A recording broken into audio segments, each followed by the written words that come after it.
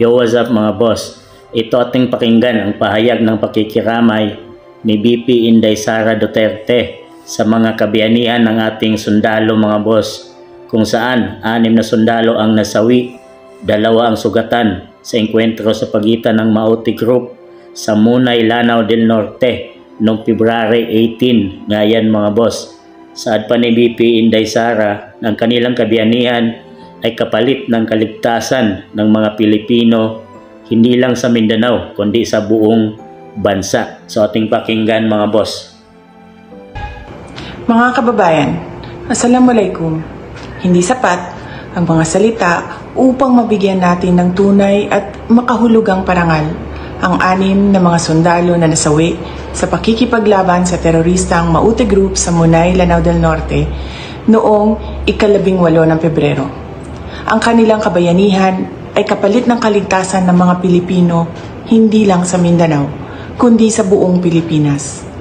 Sa ating pakikiramay sa kanilang mga pamilya ay tandaan sana natin na totoo ang banta ng terorismo at wala itong pinipiling biktima.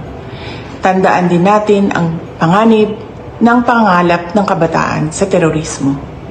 Konkretong halimbawa ang pagpapasabog ng bomba sa Rojas Night Market sa Davao City noong 2016 at ang pananakop nila sa Marawi City noong 2017. Tandaan din sana natin na sa Marawi Siege ay napatunayan nating hindi natin isinusuko kaninuman ang ating kalayaan, kapayapaan at kaunlaran.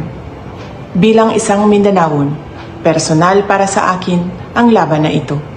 Bilang mga Pilipino, sana ay magkaisa tayo makiramay sa mga naulila at supilin ang kalaban ng bayan.